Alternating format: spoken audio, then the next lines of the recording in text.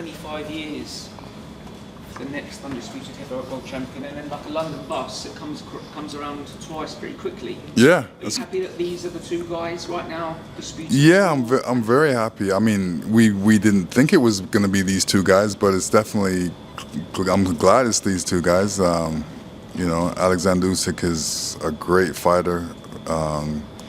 You know, he's got great boxing IQ, and he deserves all the he deserves where he's at right now.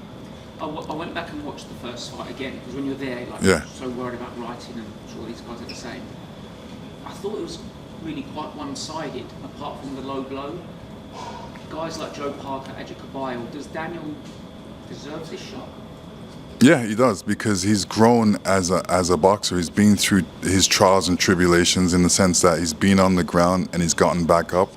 He's been hurt and he's gotten back up, and I think he's grown as a fighter. I think you're not going to see the same Daniel Dubois 18 months ago, as you're not going to see the same guy tomorrow in the next couple of days. He's going to be a different fighter in this next fight.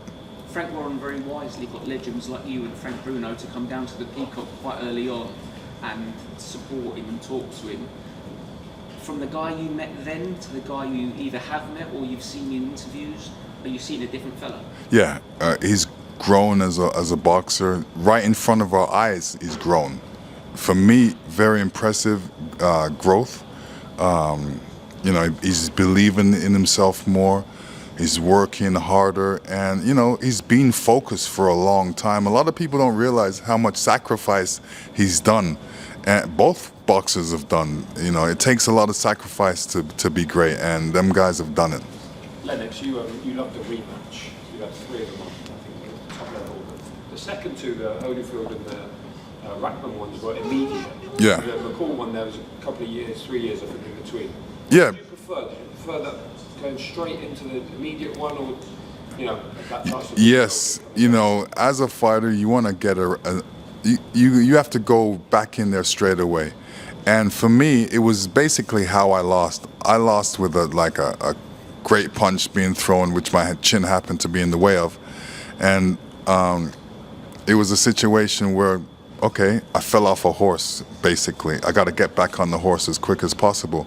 And the one that took me the longest to get a rematch for, I had to chase this man around the world to different courts until the judge said, hey, you got to fight him. And Daniel, obviously, he's had 2 years to build, and he's racked up the best wins of his career in that interim. What can he actually do differently? Because Team Usyk seems to think he can't really do anything differently. How much can he have grown in those years? What can he implement differently to change what happened? Well, he's grown mentally, he's grown in strength, and he's grown in confidence. And those are 3 key places where you need to grow. And if you grow at those spaces, you know, it's going to make you a better boxer. Do you remember the first time you sort of learned about or came across Daniel? Yeah, you know, I watched him box. I was actually in the gym, the Peacock, with him, and I said, you know, this guy's got a good jab, got a good size, he's very focused, and, you know, all he has to do is work hard, and, you know, he's going to achieve greatness. Of all the people that you see in the gym, how many maybe, is he 1 of 10, is he 1 of 20, 1 of 50 that you think actually you could go on and do something? Yeah, you know, 1 of 10. What was the one thing that maybe you thought at that time you needed to improve? Just ring IQ. Ring IQ is important. Maybe more on the jab, working that jab a little more, and he's worked on his jab a lot. You know, I've seen it in the Anthony Joshua fight. Lennox, what do you kind of make of the way Daniel's approached everything since this fight was announced, in terms of, you know, the push to Usyk here and sort of screaming in his face on Tuesday and then being kind of ice cold yesterday? It sort of feels like him and Dubois team are trying to kind of get under Usyk's skin, and maybe they have a little bit. Get under Usyk's skin? Yeah. Yeah, you can't really get under Usyk's skin, you know. You know, he's been through this dance a couple times with different fighters, and right now he's the man on the top. So I don't think you can affect him mentally. I think, you know, both are trying to affect each other mentally. You know, when it comes to Daniel Dubois, I think Usyk thinks he's probably weak mentally, but I think he's strong mentally. I think you have to grow from being weak to strong. You know, you can't go from weak to being weak. So he's obviously prepared himself for what's coming, and he's ready for this challenge. Most boxing fans will regard Mike Tyson as sort of the scariest man that ever did the job. This is a dude who attacked you, bit your leg, and when you still stood in front of him, you boxed him like a calm student. Is that training? Is that just your brain? I would say it's just my brain, because of the fact of, you know, this man's bit me on my leg. He's done everything. But to me, that was to get out of the fight. So now we're in the fight. Now I'm going to get him back. You know, I'm going to get him back publicly, you know, and the right way. So, when you was fighting, I mean, how different did you feel being kind of the younger man as Daniel is now compared to when you're sort of towards the end of your career and you're the elder statesman and you're fighting the up and coming guys? Does it feel like a much more bigger challenge when you get towards the end? Yeah, it is, because it's like that complete aspect. You know, you start somewhere and this is your complete. You know, you start to get to this point, and this point is where you want to be, you know, the champion. You don't want to be the loser. So this is always that climb to the top. And, you know, climbing to the top, you got to go through trials and tribulations. Daniel's been through his trials and tribulations in my mind. Now he's right there. He was almost there the other day. He knows what it feels like. He got a taste of it. Now he wants the whole thing.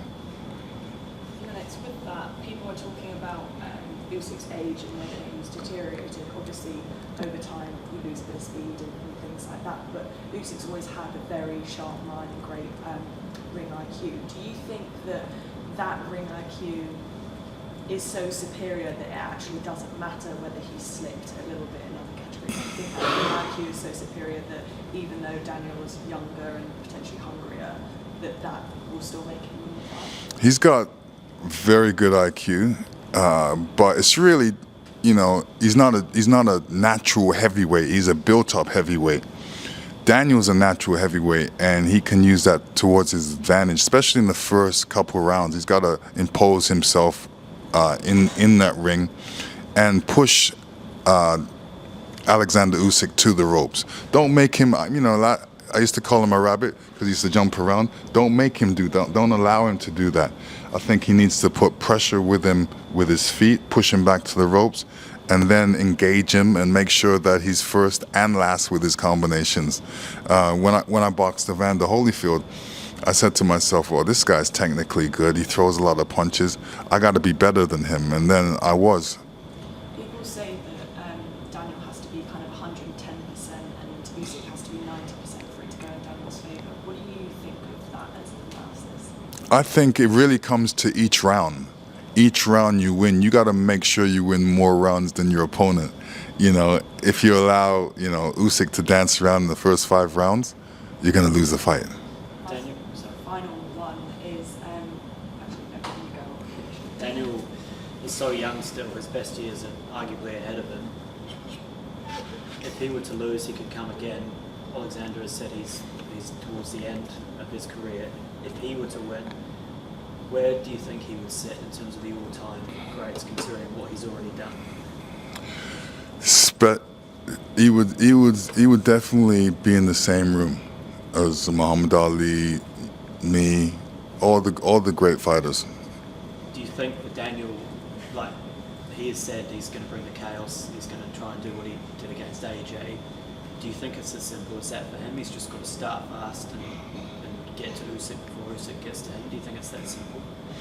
I think you know, sometimes simple plans are the best ones.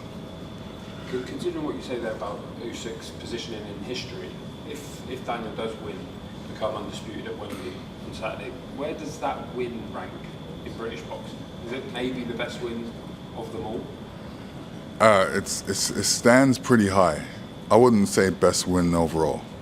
But in that conversation with like Lloyd Hannigan and those sorts of wins? Yeah. Does defeat maybe affect Usyk's legacy, do you think? Do I think Defeat to Dubois, would that affect Usyk's legacy? Where did he's it- ranked? where is ranked? No. You obviously went out on the top, which not many fighters have the opportunity to do. Should Usyk win, would you like to see him walk away? Yes. Yes. Do you think he has anything left to prove, even fatally? No, I don't think he. You know, he could have went away before this fight, but deciding to box Dubois again, he's taking a risk, and you know, it's a big risk for him. But if he feels he can come through it, you know, the risk is good because you know the title, what he's gonna claim after this is big. He says he wants one more after this. Do you think that's maybe him pushing it a little bit too much, or who would you like to see that one against? He may be pushing it a little bit too much, but you know, you've got to have your get out plan. You know, when you go for work, there's a get out plan. I want to work this job for 7 years, then I want to go over here. So his get out plan is one more fight. Lennox, a lot has been made of obviously Dubois' mentality heading into this rematch and how he responded to those defeats to Usyk and Joe Joyce. I was going to say, with your career and the setbacks that you were kind of faced with, what did the mental process look like for you in terms of responding to those setbacks? Responding to the setbacks was really just get back on the horse again. You know, it's like you're falling off a horse. Get back on there and make sure that you're better this time than before. With Dubois' mentality, I think, you know, a few members of Usyk's team were kind of alluding to the fact that maybe it's not authentic, that, you know, it's almost like a mask to kind of hide his true mentality. How do you kind of look at it? No, I look at it as a growth.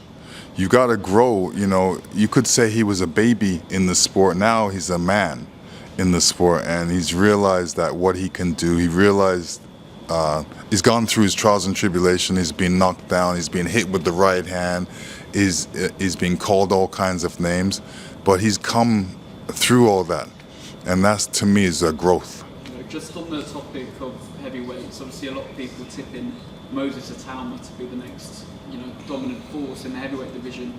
Do you see it like that? Have you seen enough from Atauma, like the rest of us, to kind of... Atauma is the next coming. I mean, we got a lot of heavyweights and great fighters coming out of Britain right now, and he is definitely one of them.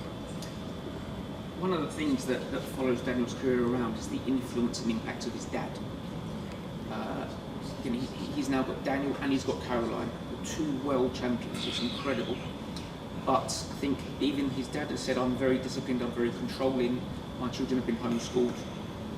I spoke to Don Charles, and I'm sure all these guys have as well, and Derek Chisora, and both of those guys said African, Caribbean parents are very strict, very, you know, we know what we want from our children, and he's used boxing to be the, I want to say like the whipping stick, but what controls them. When you look at that relationship, and I know you and your mum had a wonderful career where obviously with your mum in the ring after fights, but how much of it, when Daniel has a problem, it's a weakness, but when things are going great and he looks to his dad and his dad's in the corner now officially, it's a bit of a superpower. Yeah, you got to keep your superpowers with you. I mean, it's important if your father is in the corner with you, because that's added strength, and he needs all the strength, especially going for this fight. I mean, it's an undisputed heavyweight championship of the world, and it's the biggest fight of his whole career, so he's got to sacrifice everything, and he's got to make sure that his team is strong, and his dad being there, his team is strong.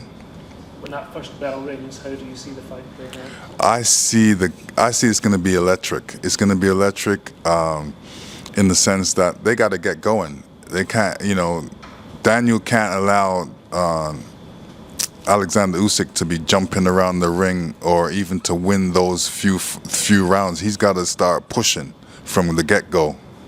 Usyk started quite slowly against Tyson Fury in the first fight in particular and was behind. He can have a propensity to start slowly. Do you think there is a chance that Daniel could get to him in those early rounds? Yeah, yeah, because Oleksandr Usyk is going to be on his P's and Q's. You know, he's going to be watching out for Daniel because he knows Daniel's going to be eager, going to be willing and wanting to catch him with a punch. So he's going to be elusive in the first couple rounds. Southpaws are rare in boxing, but especially the bigger you go, the rarer they are. Yeah. When a heavyweight is in front of a guy who's boxing the total opposite of what they've learned for the last 10, 20, 30 years, how strange is it? Okay, let me ask you a question. Right, my left hand. Yeah, then I'm gonna ask you a question. If you can answer it, you're good. How many left-handed boxers did I box?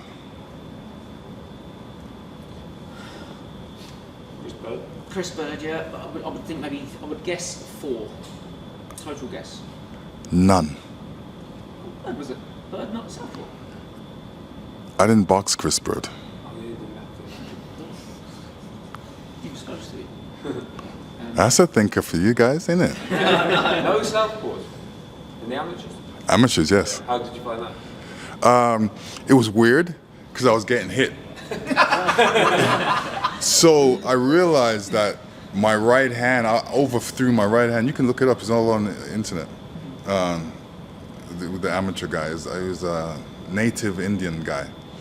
And I remember throwing right hand, boom, boom, triple right hands, and they were getting through. And I realized this is how you fight a southpaw. Straight right hand? Yeah, straight right hands. I went boom, boom, and throwing them straight.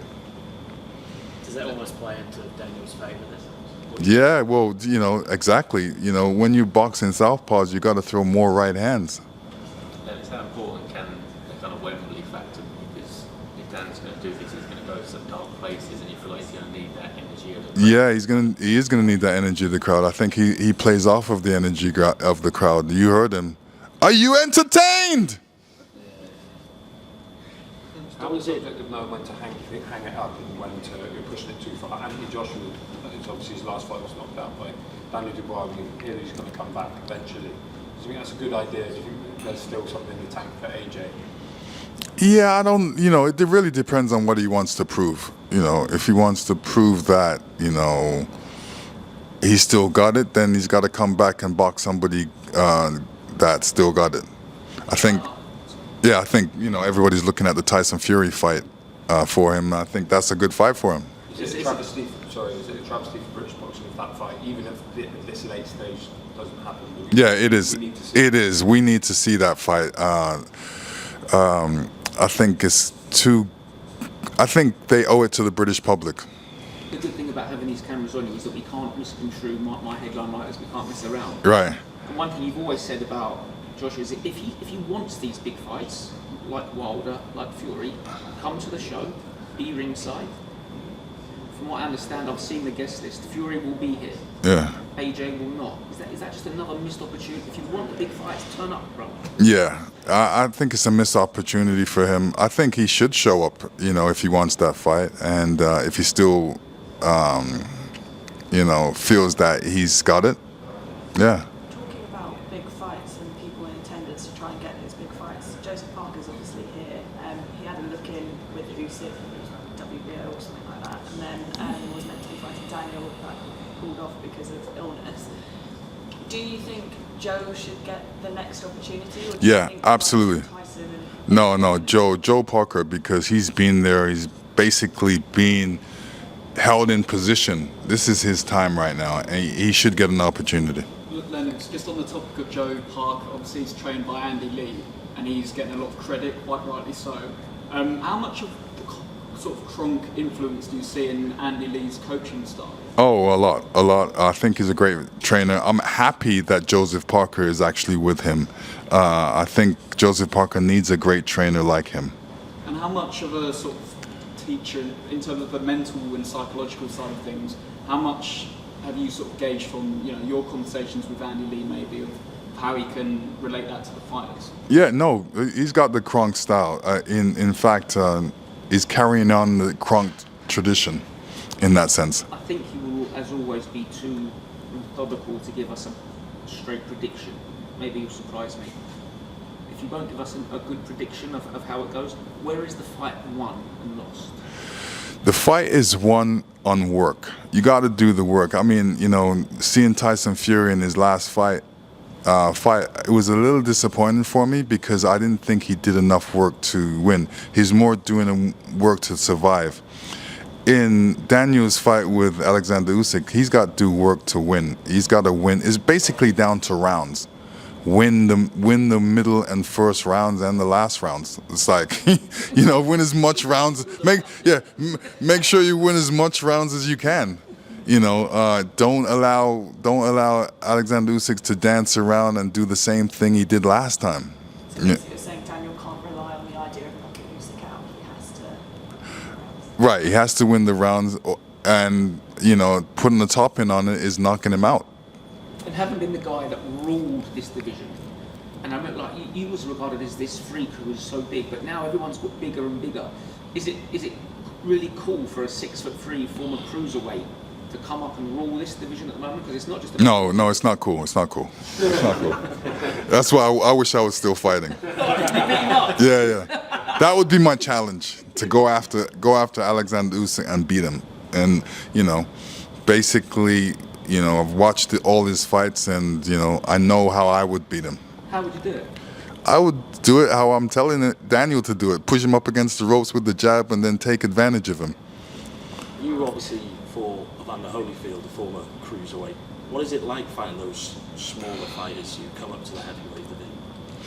You know, the smaller fighters are usually more technically sound, and Evander Holyfield was, as a heavyweight, he was good. He had 3 different defenses. He's got this kind of defense, all kinds of defenses and offenses. And boxing him was, me boxing the best that America had, and realizing that, you know, he's been to the Olympics, he's been to all the Olympic training camps and all that. So he's the best guy coming out of America.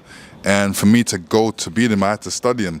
You know, okay, he throws body punches, he does this. And I had to say to myself, I have to be first and last. I have to throw more punches than him. I have to win as many rounds as possible. Is it a bad look for you big guys when a cruiserweight comes up and wins? Yes. Yes, it is. It is. Because it takes away from that natural heavyweight aspect. And then it really comes back into, how did he do it? What did he do to win? Well, that big heavyweight has to do more or better.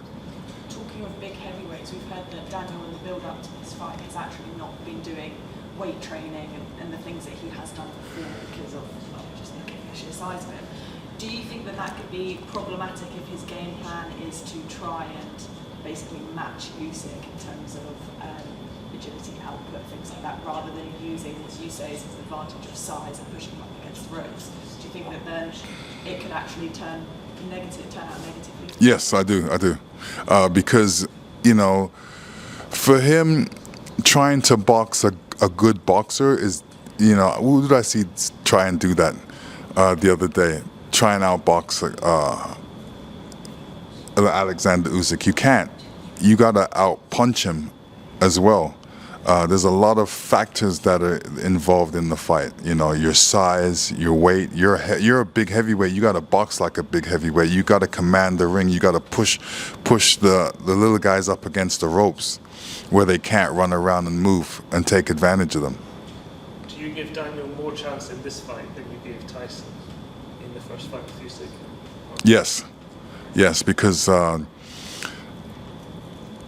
would say because Daniel follows orders better than Tyson. Who do you think's done the best out of all the Brits to fight Usyk? Obviously, Chisora is praised quite highly for his performance. Yeah, the way out Chisora boxed him was, I think, the best. You know, a lot of people should learn from that, especially even Daniel should learn from that, because if you asked Oleksandr Usyk if he would box him again, he would probably say no. Usyk has openly said he's going to have this one and then one more. Yeah. So he's already got his eye on the end. He knows Yeah. his best nights have happened. Oh, you know, most of his best nights have happened.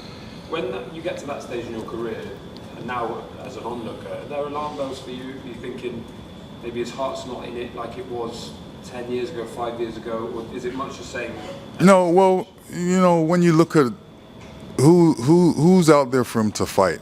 You know, he's boxed everybody. He's boxed a couple people twice. You know, it's good that he's got a get out plan, and he's sticking by it.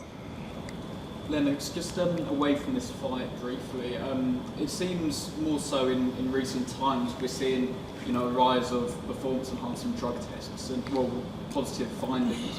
And I think it's frustrating for us to see these findings come out and know that it's happening and that it's prevalent, but you know, there's a lack of deterrent or lack of punishment. How critical would you say that issue has become in this sport in terms of doping? I think doping is bad. I think anybody that takes dope to help them in the sport of boxing is bad. For me, I didn't really care about it in the sense that if my guy was on dope or anything, because I realized that there's one thing dope can't fix, and that's this. When you get hit on the chin, doesn't matter what kind of drugs you're on, you're out. One more question, guys. Thank you so much. Done. Oh, sorry. Just like on the idea of undisputed, Wally mentioned at the start, it was 25 years, and then we've seen kind of 2 inside a year. How do you think the structure should be in terms of there's all these belts? Do you think we'd be better off if it was just 1 or 2 belts, or does kind of the idea of an undisputed fight every year potentially take the shine off what it takes to be undisputed? I plead the fifth. Fair play, thanks. Thank you, Chad.